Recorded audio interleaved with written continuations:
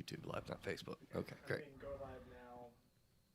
However that works. So yeah, go ahead. You live. Yep. We are live. We are live with Mr. Ray Hardee on YouTube Live. So the world's seeing you on YouTube. How are Hey, you, YouTube Live. I'm doing great. Yeah. Here, my friend John. Hey, my friend Chris. Nice to be here. So this is before we turn the mics on live with the Spotify version, Ray, that you'll hear on the regular show. So this is just sort of the relaxed, soft start. Right. You know, if you're catching us for the first time on YouTube, we start usually about 6:15, so we're a little bit late here on Thursday evenings, so you can interact with us, see the show live. Sorry about that. I'm the reason we're late. Don't tell my mother. Not the world is the reason we're late. Not He's a ball of energy. You don't know, brother. If you think I'm hyper, I think Ray might have me beat. Well, Yes. I have a little bit of 5-hour energy in me too. Oh my goodness! Some of the yes, I nibble on. I don't drink a whole one, but I'll drink a little bit every day. Just kind of sip it like coffee. Yeah, I walked into his office, John, and he's got like 5 hours lined up. Oh yeah. I have a friend of mine who just brings it to me. That used to work for them. I'm sure. And his name is Blythe. Thank you, Blythe, for being my sponsor. In the wrong kind of way, I guess. So the topic today is going to be parallels. What are the parallels between mental health and religious teachings? Like I said to you before, Ray, before we turned the mics on, dude, I've been wanting to do the show for like 3 years or whatever. I'm thrilled to be here. Been one of the first ones that I wanted to do. I don't know what took us so long, man. I'm so glad, and you're doing a great job so far. The ones that I've listened to have been very powerful. Oh, well, I appreciate that. Yes, sir. Now it's a team, so it's the addition of John and Victoria. It's awesome to be a part of a panel. So. And that's multiplication right there. Mm-hmm. And of course, Neil. The man who makes everything work, Neil. the man behind the curtain. Would he be the producer or the director? That's what I call him. I don't know. What do you think we're supposed to call him? I think you ought to call him Master of the Universe. Master of the Universe. There you go. That's right. Yeah, he likes that. Just smile. That's right. That's right. He's the Batman You like that a little bit. of technology. All right, so we're ready to go. Craig, listen to me. Goodness, where'd that come from? I think I had him on my mind from talking to Ray. Yeah. I think we're ready to go. When you Craig's a great guy. Yeah, I miss him. Where's he I these miss days? What's he doing? Same stuff. I mean, he wants Is he to still do around the here? Unbeatable Mind Coach. Yeah, he's around. He's Okay. around. Awesome. He's kind of began to refocus from the Through a Therapist Eyes podcast to the Unbeatable Mind Coaching and his day job and everything else. So Good deal. I miss him though. Awesome. I actually just emailed him, Neil, to tell him. I did Craig's wedding years ago. Did you really? Mm-hmm. Ah. Him. Y'all, Ray's been around everywhere in this area. Yeah. A local famous person, indeed. Well, I don't know. It's true. All right, you ready to rock and roll? Let's go. All right, ready to go. Hello, this is Through a Therapist's Eyes. What is the date, John? I didn't prepare myself. It's 15th. 15th. June the 15th. 15th. June's halfway over. 13th. Your It June is. bug. What the heck is that? Episode 233, a show that I intended to do likely 3 years ago when we started, actually. So I'm super, super excited about episode 233. What are the parallels with mental health and religion with my pastor, Ray Hardee? Man, it's an honor to be here. Very Thank you, proudly, Craig. yeah, Thanks so much, absolutely. Chris. So we still have Mr. John Pope over there, right? How you doing today? Nice. To More be on here. Ray here in a moment, guys. So let me see. We have You should have called me Your Holiness, Oh, I like that. the Pope. John Pope. Yeah. John Pope, that's John right. Pope, the That's Holiness. right. Yeah. The Pope. We're starting to get a lot of nicknames for you, bro. Yes, I that's think right. we're going to calm you down, though. That's the old guy. So, Yes. The wise one. All right. This is where you get usually insights from a therapist, a panel of therapists in your own car and personal time at home. Now it's with a bona fide pastor, coach, and a lot of other things. This guy, John, who you know well, but knowing this is not the delivery of therapy service is in any way. All right, what else do I say? Apple iTunes are important. Give us the 3 stars. Catch that, John?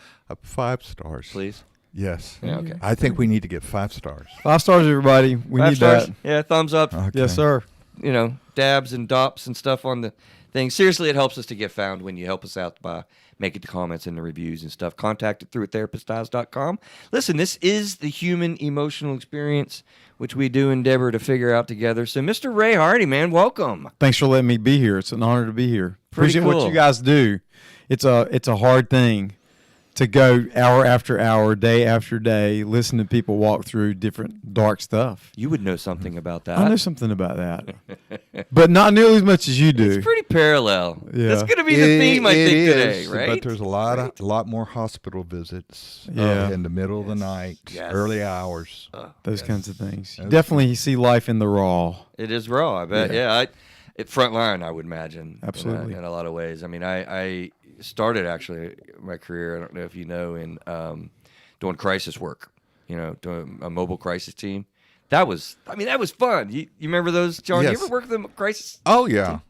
I yeah. forget who it was I was talking to. It wasn't you then, I guess. It actually was a part of, like, the original grants and funding for all of that. But I did it my first pastorate up in West Virginia. oh, that's what you did in Westfield. That's the same. Yeah, Probably the did same those- programs I ran. Yeah. I ran with. We did ours in Morgantown. Anyway, I do digress. My point was, being on the front lines with that, like we would be in scenes at people's homes with the pastors and with the mental hygiene commissioners, Right. And then us as the mental health person, all kind of coming together to converge, helping the scenario. So you will see a theme. It's helping. It's helping. It's helping, and I think there's so many parallels between what people experience with religious teachings and mental health practices. But let me get this out of the way with who is Mr. Ray? I didn't even know your middle name, McKay. McKay, yeah, my dad named me after his That's pretty preaching cool. professor in seminary. Yeah. So that's the name of a guy, and he's Ray McKay. Guys, we really are in the presence of a dude who has done an amazing amount of stuff. I mean, a coach, Thank an you. author, a pastor. It's humbling to kind of have been able to just be a person listening to you over the years, over the many years. Yeah.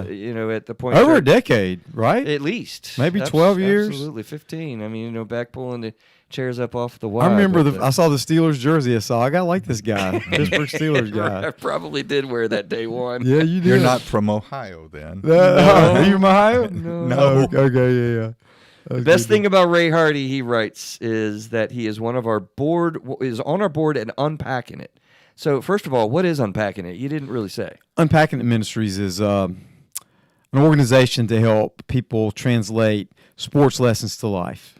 Oh, really? Yeah, Awesome. and I'm on that board as far Okay. as that's concerned. But There's probably way too much to highlight of all the things you're involved in. I mean, seriously, is that the cool thing about fantasy football is the thing for guys. You get to keep score, you get to play, you get to be smart. I'm on Yeah. the board to help facilitate those people to be able to do that. Yeah, that's neat. I think I want to hear more about that because I love sports. Yeah, it's fun. Married his Gardner-Webb University sweetheart. We Yep. all know Andrea. I was just up there today, as a matter of fact. Imported him to Gaston County. I like how you put that. 38 years ago. The 3 kids, Anna, Alex, Abigail, and then you are a grandparent. It's been Absolutely. fun 4 times to watch over. you become a grandparent, man. Ella, Easton, Blake, and it's Emma. 4. And now Emma. Yep. I didn't see that written on I'm that. sorry, that's probably. I need to update that. Yes, you I'll be do. in trouble. She'll be a year old next month. That's not as a matter cool. of fact. That's right. How old? She'll A be a year year already? old, and The Blake youngest will be is a year old. 4 in November. Dude, that's ridiculous. And I have one that's 6 or 7, and I have one that is going to be 10. He's been a dean, a professor, and a coach. He's the lead pastor. Again, my lead pastor. I love that. Yay! And cultural architect at the Point Church. He continues to teach as an adjunct professor at Human Services at Gardner-Webb. Specializes in community cultural architecture. Community cultural architecture. That's hard to say. What is that? That's hard to say. necessarily? Community I've heard of it. cultural Yeah. architecture. Essentially building bridges between partnerships with people who normally don't talk. Government, nonprofits, pastors. I was thinking about it as doing God's work in the community, making things Yeah. happen, basically, right? Yeah, absolutely. I would think. Absolutely. That's what it's all about. Stewarding time and influence to draw the community together for greater purposes. He is the continuing student, ever learning you, mister. Yeah, I Gosh, love he it. never stops. He's studying for a PhD in leadership studies. This is what I said. I just need to put the mics down after I'm done, John, because this dude studied religious studies at Harvard, for crying out loud. Well, don't hold that against me. Harvard. I know, right? Like Harvard. I didn't know that either, by the Have way. it. Pretty cool. That's- So was a great- the kind have it yet. That's it. That's it. So you guys are just gonna This is- do your it. thing tonight, John. Which is a and very John and me. valuable experience and a very stretching one for me. Oh, I can only imagine. I can only imagine. It's got to be challenging. The big grand finale, as Ray loves to say, I'm nobody telling everybody about the one body who can save anybody and make them somebody in him. Now, how cool is that? That's sort of a Jesse Jackson kind of thing. As a matter of fact, part of it was inspired by Jesse. Is that right? Absolutely. Okay. That's right. You know what? You got to say that. Say And for yourself. Jesse's a great speaker, man. He can wind some stems, boy. I'm sure, He boy. was really quite a speaker. So I don't want to. I wanted to be represented, right? So you got to say it. I try to do my best, but say the last part of what you are. And who I'm you a are. nobody telling everybody about the one body that can save anybody and make them into somebody he wants them to be. Amen. That's right in him. Perfect, brother. Absolutely. Perfect. Yes, sir. So what else did I miss? Anything about you and your local here? And Well, my wife what did makes you import you? me into this county, and it's been a great thing for me in my life. I moved 9 times before I was 11 years old. Sometimes because of tragedy, my father died young and had to move in 2 or 3 places in the last 2 or 3 moves there. But my wife is a settling, firm, rooted person in this area.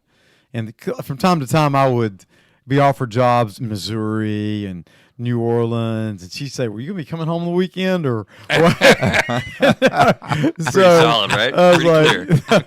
I knew that I needed to do something to start something here in this county. We've got good roots. That's And I awesome. grew up on the west side of Charlotte most of my life beforehand. Cool. Absolutely. Yeah, you've had a lot of really cool journeys for sure, and I have. there's a lot that makes us up. I mean, it's funny doing these introductions, even right? Like, how do you pull together all the essence of what somebody is in just a little bio? I mean, it never feels like it does justice what we're about, does it? I think probably the thing that we ought to do is we're all marked by pain and tragedy, and we really should talk more about that, about our weakness rather than just our strengths and all the things we've accomplished and that kind of thing. We are all, when it wires down to it, Yeah, the human emotional experience, really similarities, absolutely. between person to person, and that's why I love to say, like, my line of, figuring it all together is just it's huge, because, we try to think of, the day and age of anxiety. What was it? You dubbed it, John. I think you came with it. We're living in the age of anxiety. Age right? of anxiety. Dude, I have been thinking about that a lot since you said that. It Yeah. was I would brilliant. say the majority of people that I see are Yeah. deal with anxiety or not dealing with it, and they're Right. doing it the best they can. Absolutely. Yeah. So, and it boils down to that. It waters down to that. And so you're right. Talking about those realities, those humilities, those realnesses, Right. being genuine. That'd be a whole lot of a different interview bio, wouldn't it? Plus, this cell phone I'm holding Oh, is very powerful, but it's also very anxiety producing itself. I mean, the world is flat now, according to Thomas Friedman in his book, and we can talk to somebody in China in a minute. it's And- amazing. And that means my favorite word recently has been FOMO, fear of missing out. My wife said, if you say that one more time, I'm going to let you in the past. But it's new. I found it. That's right. But there's like whatever we're doing, there's always the anxiety. Did I choose the right thing? Because I could be doing that or that or that or that. Right. So I happen to believe, and speaking of the parallels between religious teachings and, mental health strategies or suggestions and such, human beings have no idea how to deal with this technology because it's happened so fast. Yeah. Like, we really don't have an idea of how to incorporate it even in our subconscious psychological process. Yep. The neurons don't understand how we're supposed to incorporate with virtual reality and the spatial realities. I mean, there's a lot of science to this that our brains just don't even know, let alone the social dynamics and the Well, it emotional realities. rewires your brain. Literally, Just it getting does. on the cell phone or the Yep. tablet, and you do that for a long time. You relate more to the cell phone. Ding, ding, ding, dopamine reactors. yeah, that's Yeah. right. Dopamine hits and Sure it is. neurological interaction. It's crazy. So It is. There's a lot to that. Yeah, we could digress. So let's get to the way we wanted to kind of maybe go about this is, John, I guess you and I did the last show, and we were going to maybe talk a little bit about that and then pull you and Ray to, like, what's a religious perspective on that? And then you're in a series right now called Happiness 101. Am I right? Right. Right. And then we were kind of maybe chime in on some of the things that you thought about, from a mental health perspective. And I think that in the bottom end of it, what we're going to find out is that there's so many parallels. So you willing to play along, Ray? Absolutely. Right. Yes, sir. 3 questions that I forgot to mention in the top of the show because I got distracted talking to my boy Ray. How similar are religious teachings compared to mental health suggestions? That's something I want you to think about as we're going through. Okay. And we're going to highlight those things as we go. Are there any major glaring areas of difference between religious beliefs and mental health knowledge? I'm going to suggest, actually, bold statement, like no. Here's an interesting third question to think about, guys, when you're listening to us rap about these topics. Do religious people consider mental health? Let me just pop that off to you, see what you think about that, because I think I know the answer.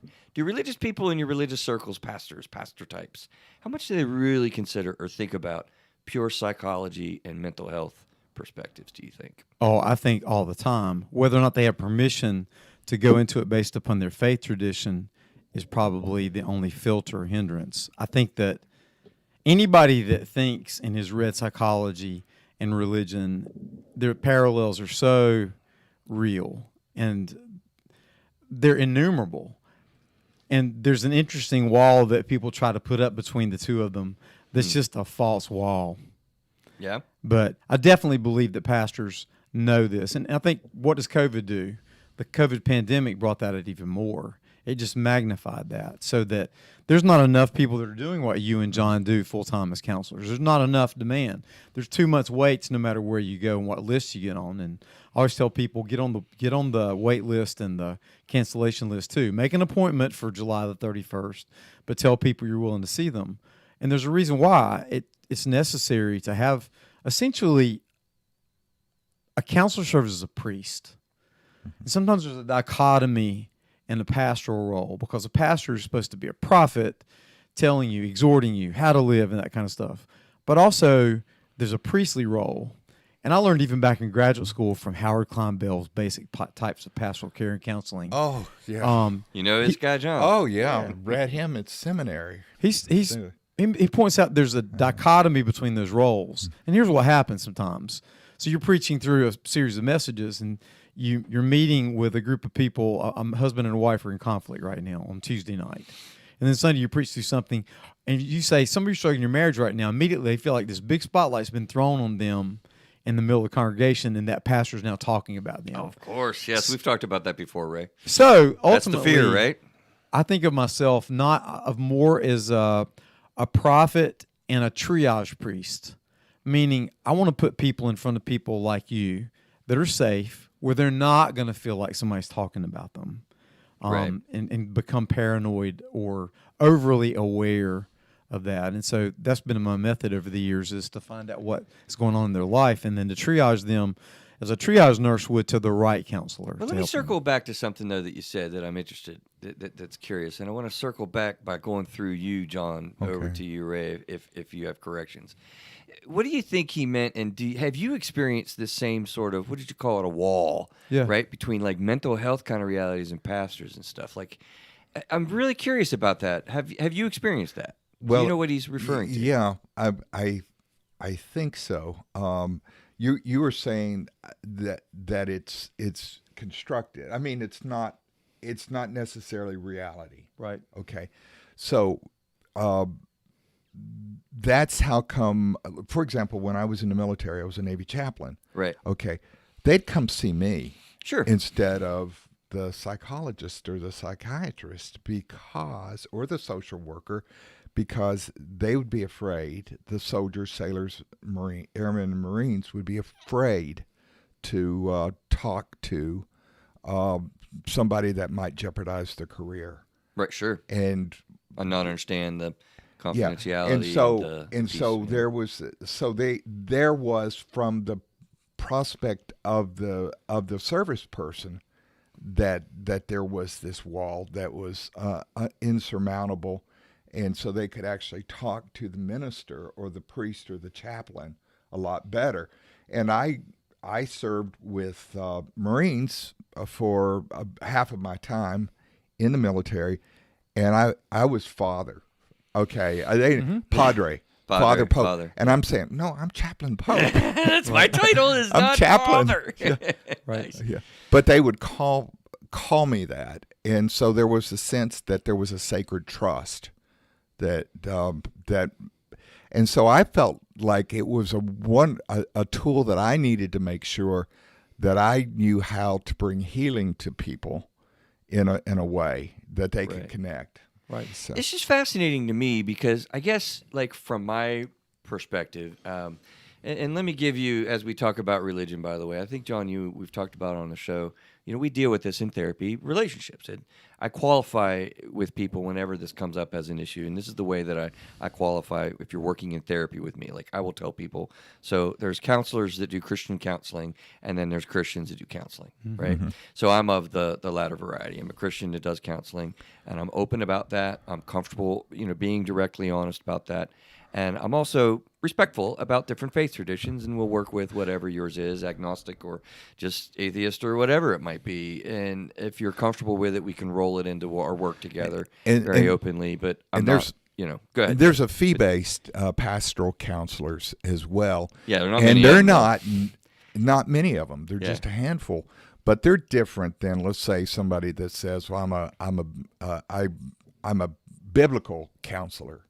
Because I think there's a difference. Can be very much that way. Probably so. Yeah. So that qualifier I did want to put in the front end of the show at some point anyway, so that you understand where I'm coming from. But from my perspective, is interesting, Ray, where you say the wall or the barrier that people get in the way of. Because, being a Christian, that's a part of myself, my core, and who I am. I'm very comfortable with that, as well as being a counselor, like a clinician, and the mental health and substance abuse tradition.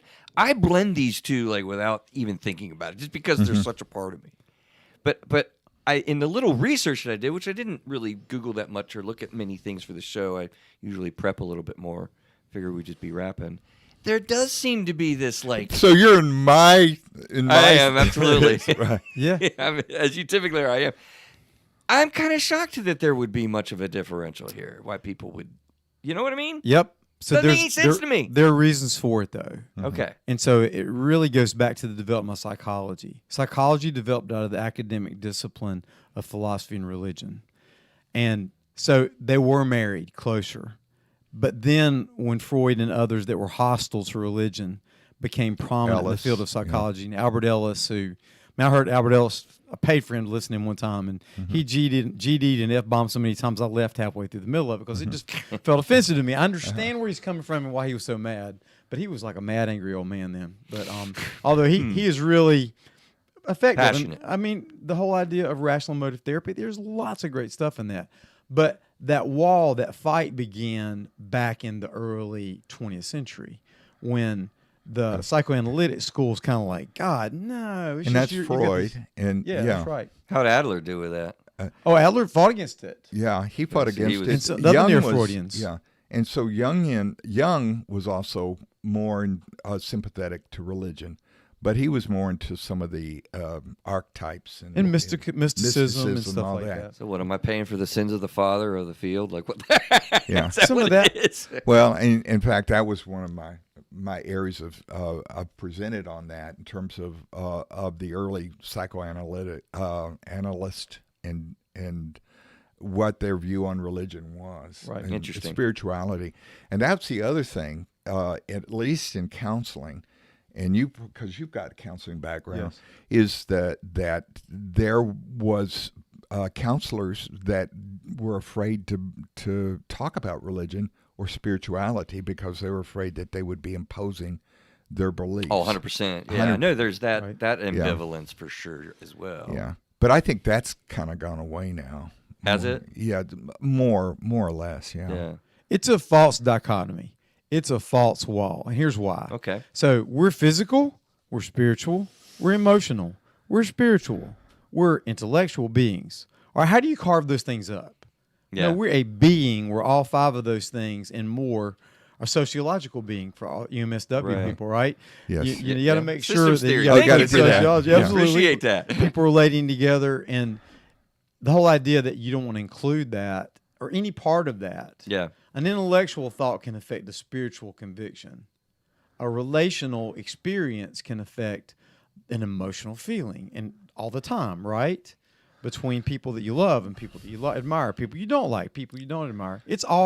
We're synthetic people. We're all one in that kind of way. And there's a spiritual part to it. You can't just kind of pull it out, work on it, put it back in. It makes no sense. Ray, we are wet wired. I don't know if you read recently in archaeology, there was there were the Homo naledi, I believe is what they're called. but they were very diminutive, and they were brains half our size of ours, and yet they buried their dead, and they did that. And also the Neanderthals had this. We were wet wired for spirituality. Yeah. And So you're kind of going back into you've brought this term up several times, John. Yeah. Is this a bit of a recent fascination for you that you thought you no, saw I or did read? my Or? dissertation. Oh, so on this is old school bringing. So, Okay.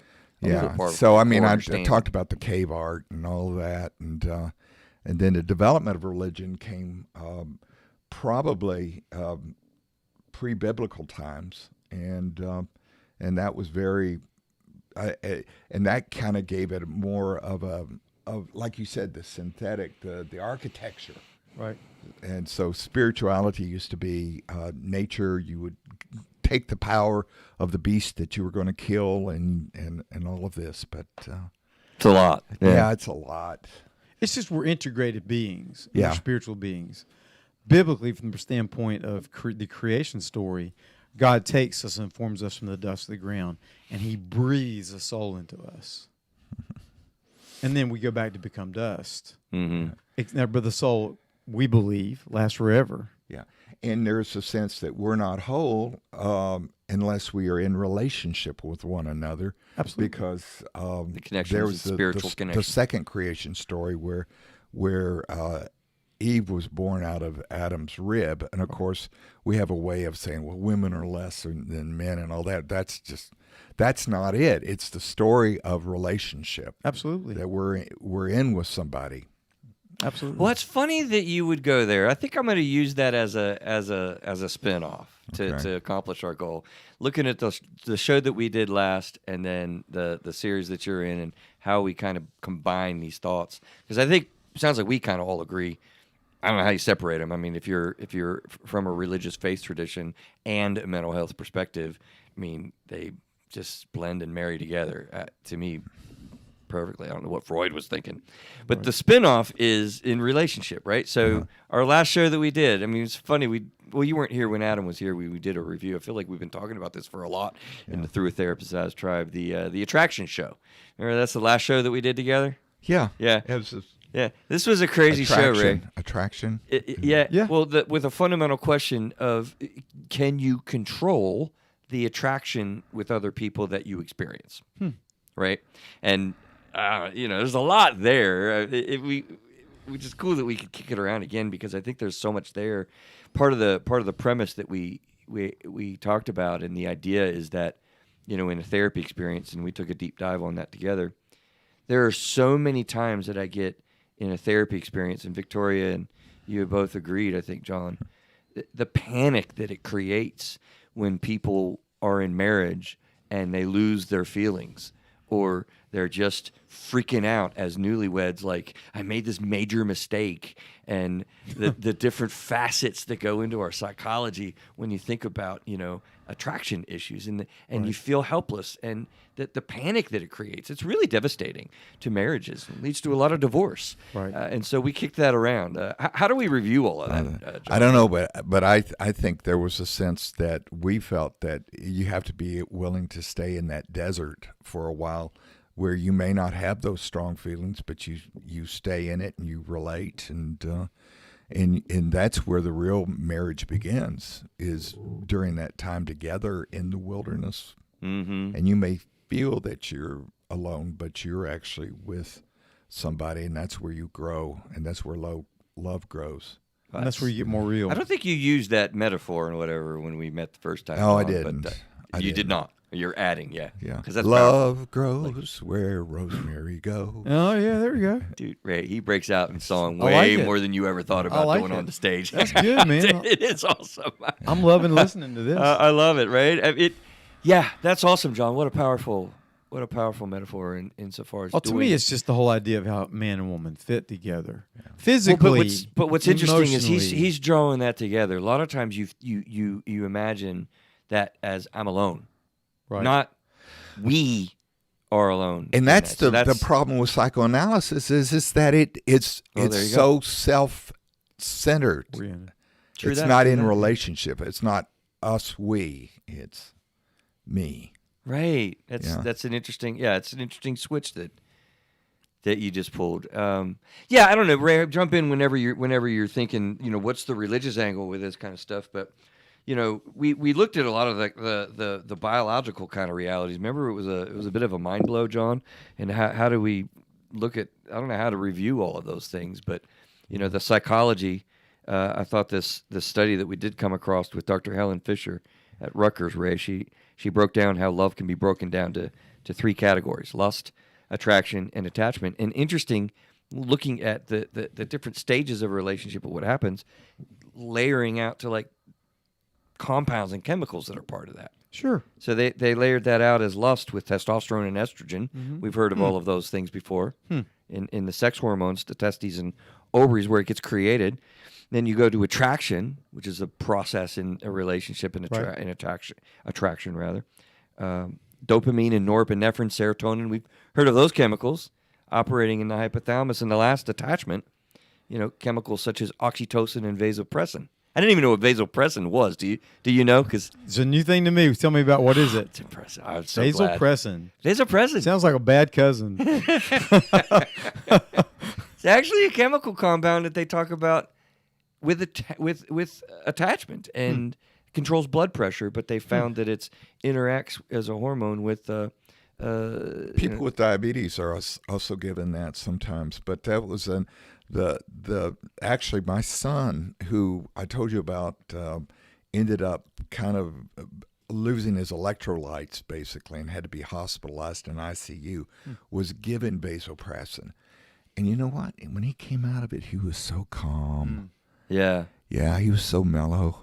Right. Well, it's funny that you would say that. I remember talking on the show. It's kind of like, look, I want to like box up oxytocin and just like put it in my milk for bedtime. Yeah. Yeah, that would be rituals, nice, right? wouldn't Like, it? That'd be awesome. It's the cuddle hormone. Have you ever heard of oxytocin? Absolutely. Of course, right. And so there's a lot going on in Sure. these psychological realities. So where I would on- disagree with all that is kind of like you can't segment when this happens and when that happens. I would submit that maybe all 6 of those things happen in a sexual experience. right. All the chemicals are yeah. expressed. I think it's good to talk about it, and you've got to segment it out to talk about it. Right. But God created and made us sexual beings, and from my perspective, when Adam saw Eve and he goes, this is now bone of my bone and flesh of my flesh. Hebrew really basically says, wow. It's kind of like, this is going to fit. Yeah. And I believe the act of marriage was them coming together sexually. There was no dresses. There was no mamas and daddies to come. Or They didn't go in front of the judge. Do what? They didn't go in front of the No, judge. I think the blessing of their marriage was the union physically, but it was also an emotional union. It was also, Well, like you said, the spiritual union, the communal all that kind of union, stuff. absolutely. Because and so part of the reason so many people are messed up sexually is because they have jumped outside of boundaries and they have done it submissively, But they don't think they can come back home. Yeah. You're right. Yeah. So Or they've attached themselves to a lot of different people. And see, that's the interesting thing, John, right? Like, Yeah.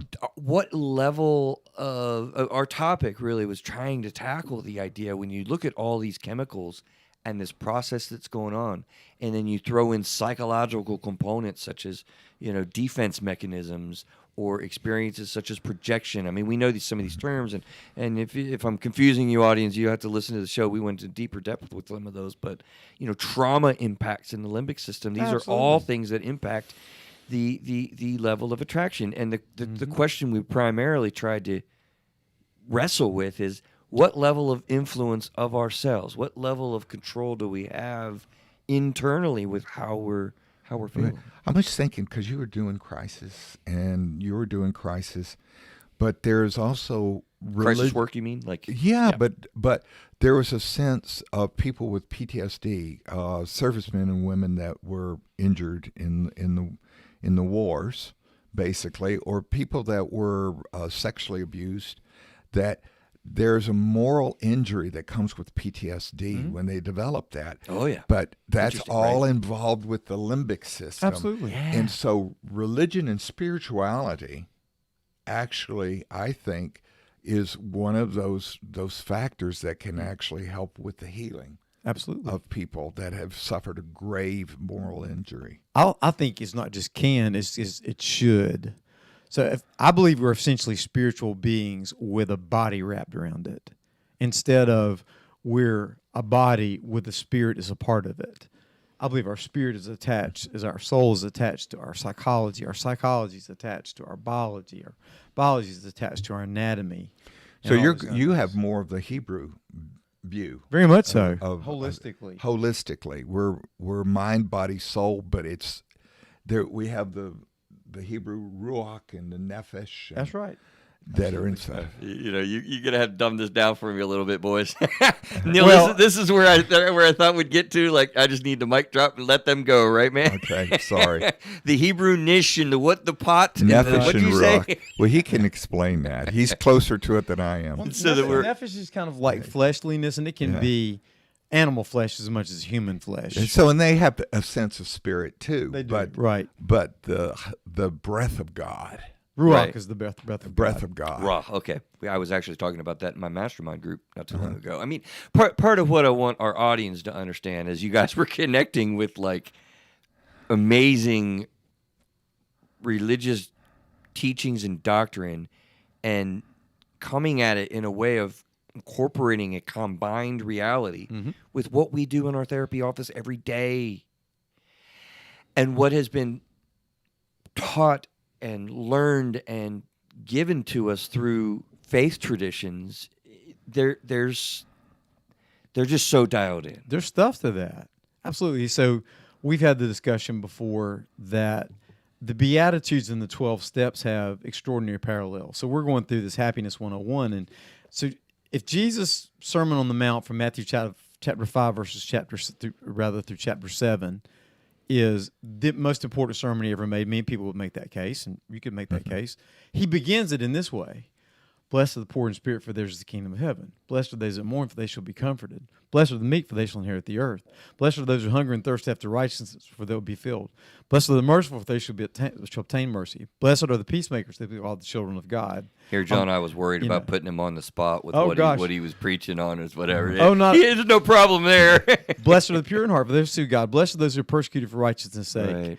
And so I believe all of those 8 principles essentially become what Bill W.'s 12 principles were in 12 Alcoholics steps, yeah. Anonymous, the 12 steps. So when you realize you're busted, then you begin to mourn because you're busted. When you mourn, you want to get things in control. Meekness is power under control. When I want to get control, then I want to do the right thing. That's where righteousness and wanting to be filled. Then when I want to do the right thing, then I want to be merciful. The more merciful I become, the more pure in heart I become, because I become like God. When I become pure in heart, become merciful, then I become a peacemaker. Then I'm willing to endure the persecution of people that are going to criticize me for going through all of that kind of stuff. So persecution is kind of last, because the rest of them are like muscles that you strengthened in order to be able to endure the last thing that you have to undergo. That's crazy. So if you're you coming see back a- with you alcohol, if you're an alcoholic coming back, Yeah. who do you think you are? You asking me for forgiveness? I'm never going to forgive you because you did that. I'm never going to forgive you because you're unfaithful. Da, da, da. But if you come to this place where something's happened inside of you, we've gone through this process The amends spiritually, process, then yeah. you're willing then to endure the hassle of people beating you up while you're trying to reconcile. Right. Wow. Yeah. That's powerful in the way that you just took the rolling momentum of each one That'll of those. preach, won't it? What's that, John? It'll preach. Yeah, I don't think Yeah. Jesus was just kind of like walking around just randomly going, What should I say today? Blessed is the poor in spirit. That's a good one. And then, blessed are those that mourn. Yeah, that's another good thing. I mean, it's all connected. Kind of my level. Yeah. It's literally the way I wrote my book, Ray. Well, but what we have to do it that way. 'cause Yeah, we can't- do. We can't But- digest it all in one process. Right. One of the things that I deal with, if my clients have PTSD or they have generalized anxiety or depression or their addiction, is the ability to forgive themselves, to forgive others, and to ask for forgiveness, and even to be able to say, okay, even if I don't get it from that person, that's okay because I have done this. And so that reestablishes a relationship with God. Right.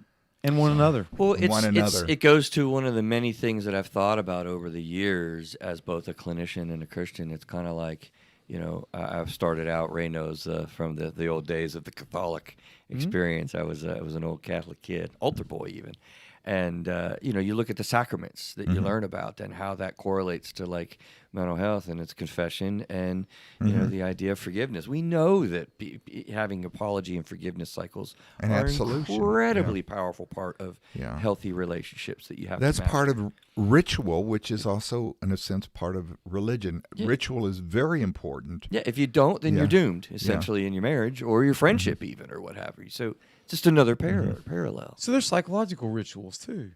Mm-hmm. Mindset rituals. Oh, There's yes. rituals about the way you're going to counsel me if I come to see you. But we have a ritual starting out the show. Sure. That's why I have a sheet that I use that I kind of prompt to say the And same that we things. don't give advice. It's not delivery of therapy services Yeah. in any way. Yeah. All right. There's. So my favorite thought about this is this. So go to the word religion itself, and the word etymology means ligio is the same word we get from the ligaments we have in our legs and our arms. So Okay. when you're religio, you're retying together things that are broken, or you're exercising them together so they can be strong. So really, there's the whole idea of people doing something together around the thing that they've been created to do with somebody who's created them to do it with. And then ultimately, you're connecting with God and connecting with one another. So religion means to me, in its most raw sense, reconnecting with God and reconnecting with one another.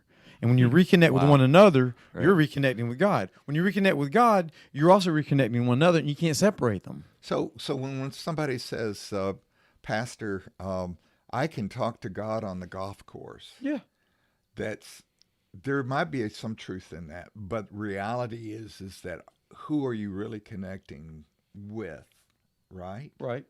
So I guess there's a sense that people need to have a sacred space. Right. Yeah. I think, can you have that kind of sacred space on a golf course with other people? Sure. But remember, that's ultimately then about how you're connecting in the conversation with those people you're playing golf with and the creation you're enjoying and the creation of how you're hitting a ball or whatever. But it's not so much in what you do.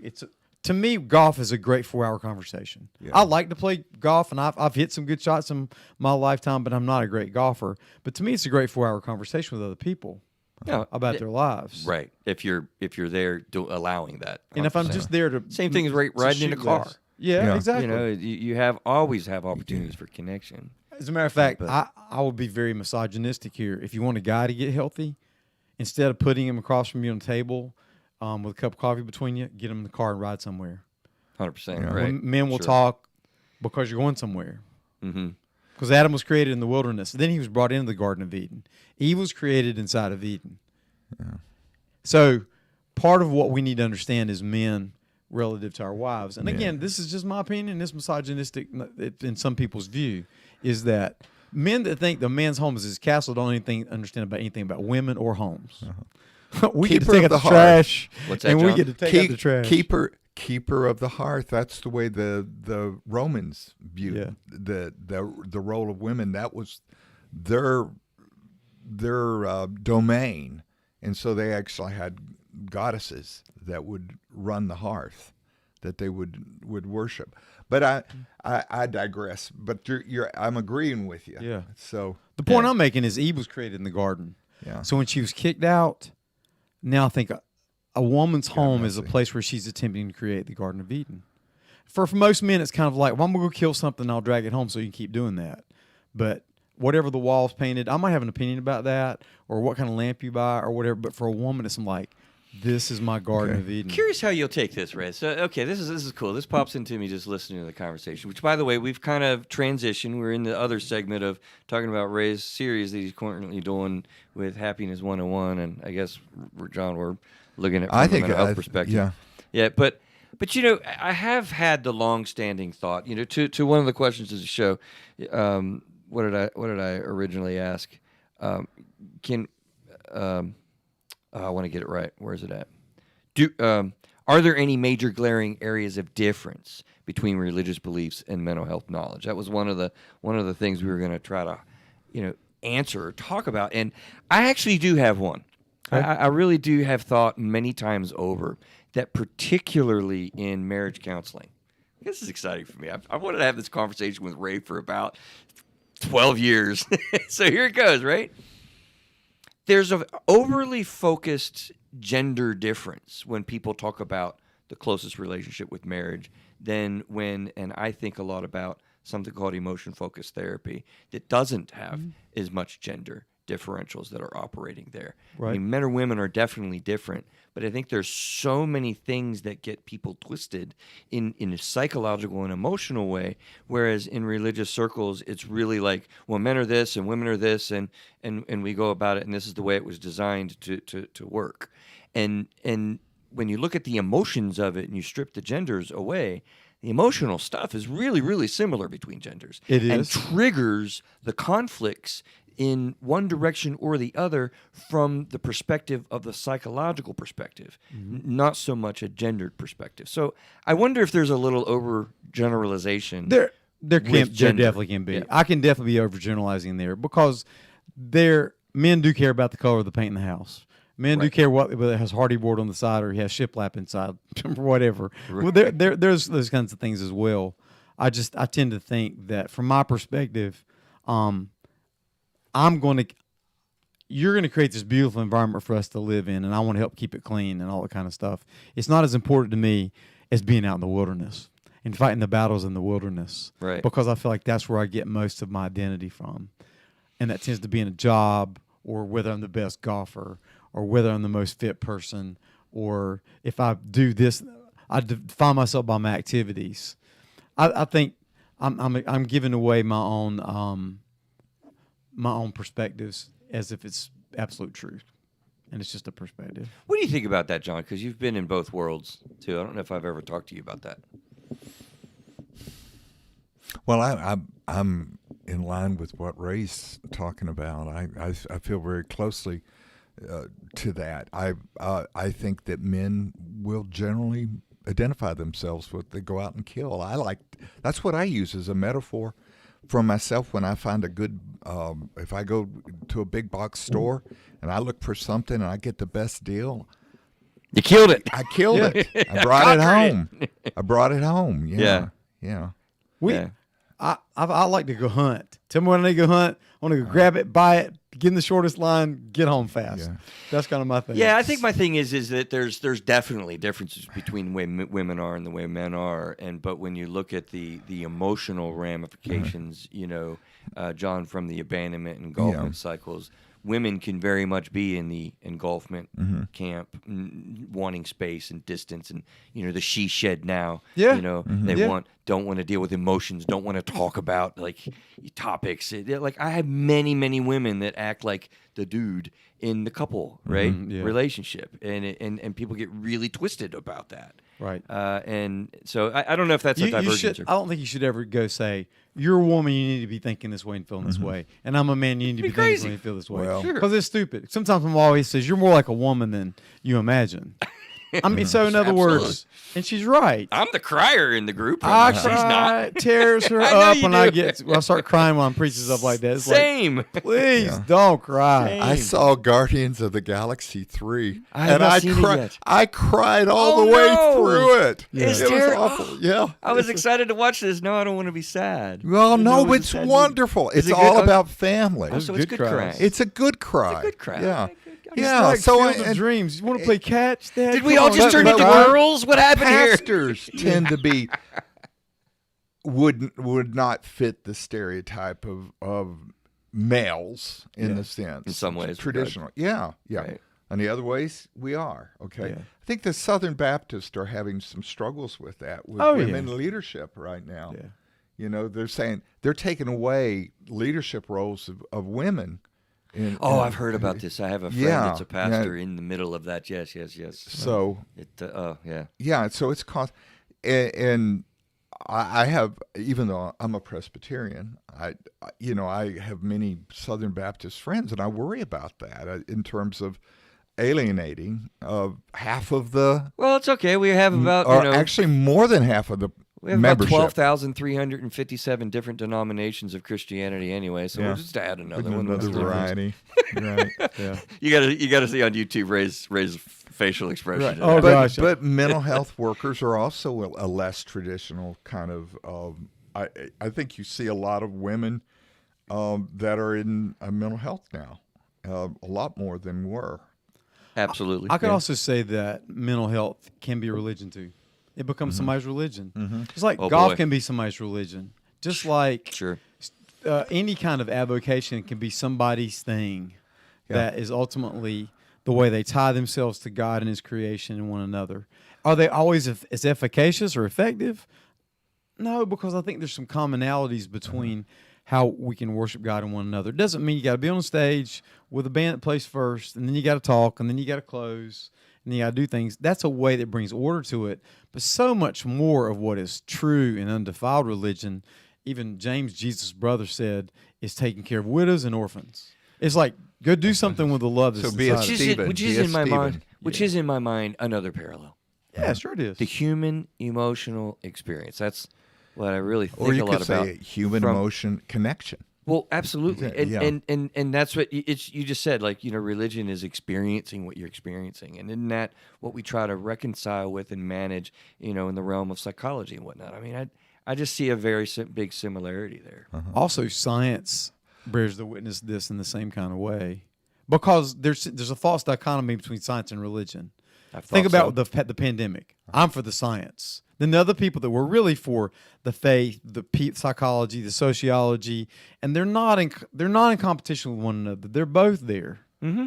They're synthetic. So one of the greatest Christians ever was Pascal, the physicist who discovered vacuums, and the whole idea of the physical vacuums. Talking And science now, right? he was Yeah. so Yeah. smart as an 8-year-old kid that René Descartes in the salons of Paris was jealous of him. Yeah. Okay. Descartes was the one, I think, therefore I am, right? That's right. Yeah. That's right. Pascal, yeah.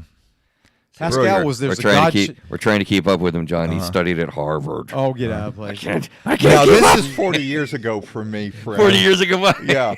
Okay. So, have you ever heard it's usually Billy Graham gets this quote? There's a God-shaped vacuum inside of all of us. That's- The only God can fill. Oh, is that where that comes That's from? Pascal. That's Pascal. Okay. Yeah, and then Augustine before them, but Pascal's the one that discovered a vacuum physically. Real vacuum. In space and time, kind Right. of in the science realm. Yeah, I've thought it's fascinating to me that people really look at science and religion as being, the antithesis. No. That is a complete parallel. Absolutely. Even in the way of archaeology, or not archaeology, astronomy. And what we're finding out with even the creation story and how that works. I mean, I love watching scientists now. There's this new telescope. I saw the guy on 60 Minutes. Oh, it's a And with powerful, 60 cool Minutes, one. I like to throw stuff at the TV sometimes. And sometimes okay, this is good. And these guys are going like, we had no idea. It is so much bigger than we even thought about. Right. It is blowing our minds. It's beyond what we ever thought it was. And I kind of sense God's up and he's experiencing all this and going, yeah, I'm glad it's about time you discovered that. Well, and what's funny to me is when you look, because I'm a geeky guy. I like science. I love Skeptic's Guide to the Universe, John. That's our podcast, right? that's They talk right. about all these amazing, cool They things. drive me nuts, but I love it. They do. They So- can. Particularly, I know. But anyway, See, think about how they try to separate. Oh, that's just science. It's not God. It's just science. It's not God. right. Come Well, on, man. Here's the thing.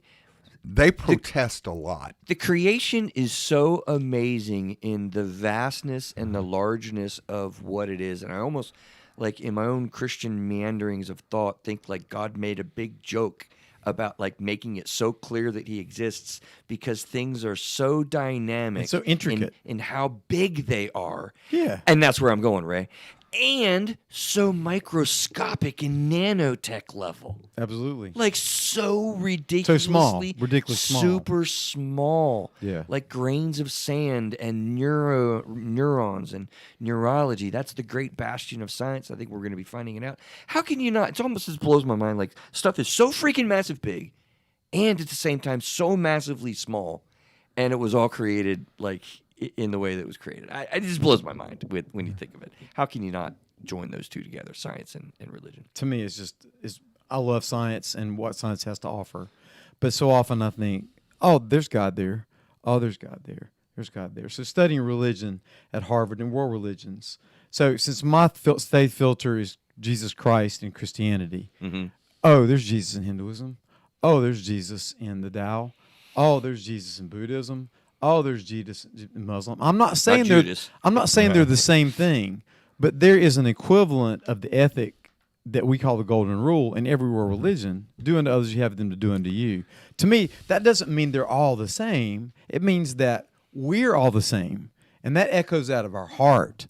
There's a reason that in every faith tradition, somebody has said something like that because it's been baked into our spiritual DNA to treat people that way. Right. Absolutely. Yeah. It just the parallels run right in there together. All over the place. So I don't know. Yeah.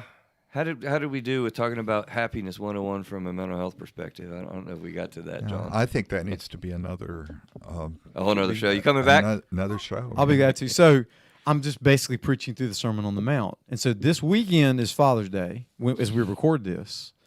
And the title of this message is Enemy Anger. In the middle of the very first part of the Sermon on the Mount, Jesus talks about not just loving your neighbor but hating your enemies. Instead, he talks about how do you deal when people slap you on your face? How do you, when somebody asks you to go the extra mile? And then ultimately, I'm going to close with the parable of the prodigal son. Do you see why, John? Yeah, Do you see why I've stuck around the point for a long time? Well, thank you for doing that. Well, actually, that came up in a conversation today about turning the other cheek. Yeah. Yeah. So In your session? it was with a person that we both know, and she was asking about turning the other cheek. She says, "That's so frustrating." It is. Oh, I know what you're talking. Okay. Yeah. It is. Right. No, I didn't mean to interrupt you. No problem. Right. I was going to say, ultimately, I'm getting this message ready last night and actually saying to myself, come on, Jesus, for real? I mean, I'm a 62-year-old dude, right? I've lived a lot of life, and I've been angry a lot of time, too. But immediately, and I planned this several months ago, so we're going to land at the prodigal son story. Okay. And the father gets insulted by his son. He's basically saying, I want my inheritance now. I wish you were dead. Yeah. Before he goes off. He slaps his father, not physically, but emotionally. Okay. And then he goes off a long way. Then he comes back. And what does the father do? He didn't wait for him to come home, sit up on his throne, and say, okay, beg for forgiveness. Let's get the roast. He runs. He runs to meet him. He's he goes looking the okay, extra yeah. mile. He's Let's get the looking best for pig. him. Let's get the big roast. Yeah, Yeah. he's ready to greet. Right. Yeah. So if you ever experienced fatted calf. the fatted What's calf? that? The fatted calf. Sorry. Yeah, no, pigs are kind of anathema. Oh, is that bad? Okay. That's where the prodigal son found himself. In the pig hens? He was stealing food from the pigs. Which for a Jewish boy, imagine that. That's bad. Oh, absolutely. That's Yeah. the most unclean animal. So now he's going to come home, and now he's got the Armani suit his father puts on him. He gives him his American Express gold card. He gives him a ring, which is the symbol. I think symbolically, He's back reflecting- to the, He's back, the riches. Yeah. and then the older brother is mad because I've been feels like- hanging out here the whole There's time. 3 Yes. sermons. There's a whole myriad. There's of 100 sermons. 100 That's sermons right. in it, but from the perspective of the prodigal son, the loving father, the lost son. The lost son is really the one that's been closest. The other thing is most people don't Physically realize closest. is that when it says when he gave his younger son the money, he divided immediately their inheritance between them. Mm-hmm. And the older son, because he was the older son, got more. He already had more when the brother came back. I mean, when And the you know brother left. what's funny is I listen to that, and sometimes I am. I'm in the audience listening to you preach, Ray, and I'm sitting there thinking, to a certain extent from a clinical standpoint, what I know. I mean, family dynamics is what you're talking about, Yep. and the healthy ways that we're trying to go about. We mentioned apology forgiveness cycles before. I mean, the reason why he ran out and greeted his son, I suspect, is because he was in a healthy space mentally and psychologically. He had forgiven him like a long time ago. So his son starts to apologize to him, and he's going like, "Shh, Come on. Right. Like I got it." we've done this already. Don't worry in about his it. mind and in his heart long But ago. isn't that interesting, too? So it's another metaphor how we run away from God, and God's already forgiven us. Right. Yeah. He's I'm running correct. to us. He's running to us. Right. C.S. Lewis said, to say that I was searching for God was like saying that a mouse is searching for a cat. Yeah. Wait a minute, what? He said to say that I, as a human being, search for God is like saying that a mouse searches for a cat. Oh, okay. I was No. transitioning my mind, and Yeah, I heard that's that, and I okay. was like, What did he "Whoa, say? what I did made you say? my That's bed pretty in cool." hell. There, you were there. Yeah. Thou art there. Yeah. So I pulled a psychology today thing just to pull us out. You know, like I said, I didn't prepare much because I knew we'd just have a conversation that went around. But I thought this was a landing spot that they said in good old psychology today. The amassed research indicates that higher levels of religious belief and practice, known in social science as religiosity, is associated with better mental health. Like, okay, shocker, right? Sure. In But I love particular, it when somebody like Psychology Today tells the truth. right? Thank you for telling the truth. Have you heard of Harold Koenig? Yeah. Yeah, he said he's a professor of psychiatry at Duke, and he started a Center for Spirituality and Aging, and at Duke University, and he has done numerous studies To see this correlation. see the correlation. Yeah. I'm sorry. I Well, it's didn't probably mean to one go of the off on- amassed research of studies. Yeah, right? In particular, the research suggests that higher levels of religiosity are associated with lower rates of depression, anxiety, substance use disorder, and suicidal behavior, right? Again, religiosity is also associated with a better physical health and subjective well-being. So it's like, you know, even like people that like to think about like, you know, oh, well, science is different and we, you know, we're dealing with the, you know, this can be explained by the subconscious and the, you know, the psychological teachings that Freud gave us. And, you know, it's all in there together. In Have meta we made a studies case? of positive psychology are pointing out this stuff all the time. So the whole idea about mindfulness and mindsets and all that kind of stuff could be Started long ago. encapsulated in this phrase: finally, brothers and sisters, whatever is true, whatever is honorable, if anything's excellent or praiseworthy, think on these things. It's like, Amen. get your mindset in these things and think about those things. That's the same stuff as positive psychology. It's just verifying, to me, the essence of Scripture, you know, over time. Mostly right down the line. Right. Well, What's that, John? I can't add anything. Yeah, Yeah. you have added a lot. A few times I'm over there looking at your facial expressions, like, should I go to John? What's going on? No, I'm What's- looking. I'm going. Same here. Man, I'm just like grooving. You know. Yeah, Same here. absolutely. So- Let me. That makes me feel better because John feels that way. Well, you know, you guys are. I feel like the low man on the pole because you guys are so brilliant. It's awesome to talk to you guys about this. I wanted to add this. So some of my meanderings of thought before we weren't completely out of time, of parallels and stuff that I had been thinking about. John, you added something recently in. I think I told you when it came across.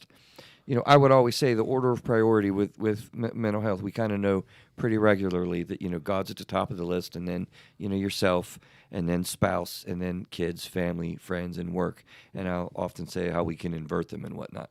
And then I'll add, though, like if religion's not a thing for you, then I would just say, okay, well, that's fine. And I would just sidestep that and say, you know, self needs to be at the top of the list. You need to take care of yourself before you take care of others. Otherwise, you can't take care of others, that kind of thing. But you added, John, that go ahead. No, I want you to do it because I don't remember what I Yeah. said.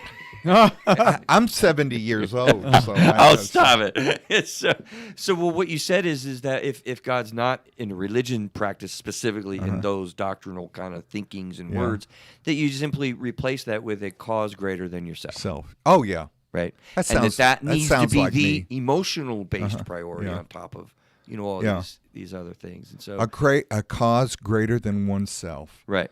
And so, in other words, when one enters into a marriage, for example, or a partnership, that's when I see people in conflict in their relationships, is that they don't have a common goal.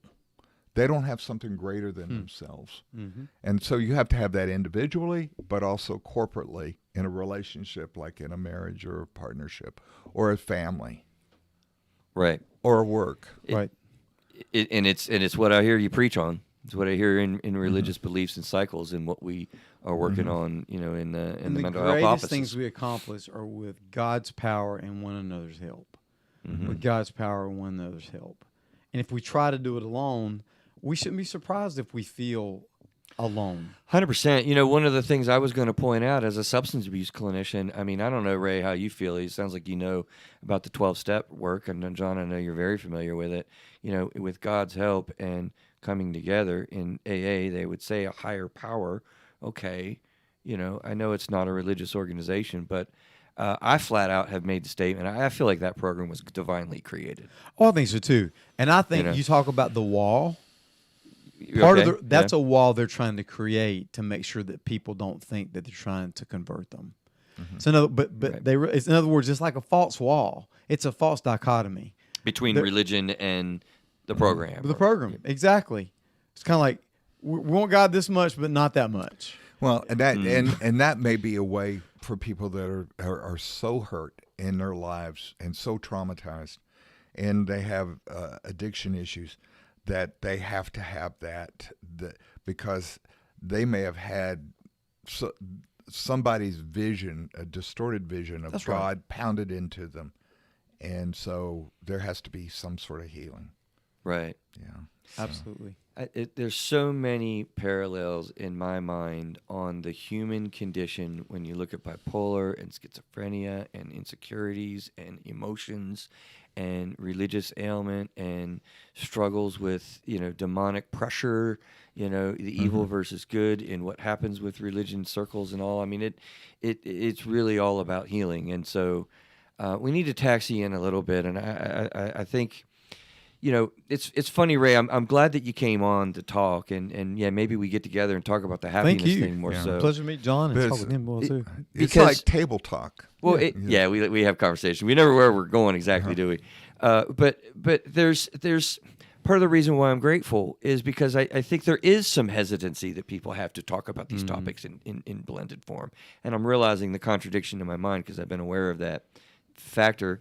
I don't know that many people are comfortable just chatting, just publicly. You know, we got a worldwide podcast here Right. that is going around, you know, and talking about, ooh, if I say something wrong, you know, what am I going to do if I piss just see somebody off? attachments. If some don't see attachments and they violently oppose them, all right, there's probably a reason behind that.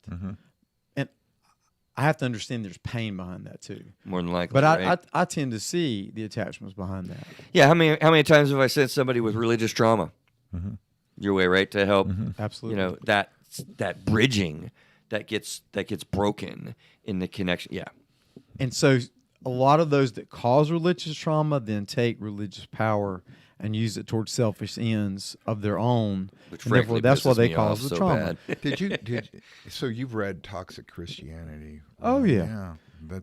That's one of the textbooks we used at Montreat for our counseling program. It's Toxic Christianity. And it can get toxic. Yeah. Oh, it can get nasty. If God's, here's the deal, to make it simple, if God's a God of truth and grace, if you just hammer truth, you're going to hurt people. If you just sloppy agape people with grace, everything goes, it's just as bad. The messy middle is where it involves. sloppy Agape. Oh, yeah. I love that. That's exactly what it is. Wow. And that's what the extreme left is. The extreme right is like off with their head. Yeah. They don't straighten up, fly right, off with your head. Right. And Jesus is not in either one of those. I use the seesaw as a metaphor.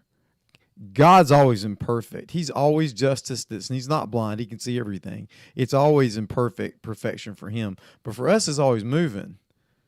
Yeah. The fulcrum is Seesaw. always moving. And we're having to try to discover the truth so the truth can set us free and be appropriately gracious. But if you get on a seesaw, and if it goes too hard this way, it's not any fun for the guy on this side. If it goes too hard this way, it's not any fun for the guy on this So side. it's the balance of law and grace. Exactly. Yeah. Law and grace. Yes. Law and grace. Truth and righteousness, or versus grace and love, and they're not in God. They're not in conflict with one another.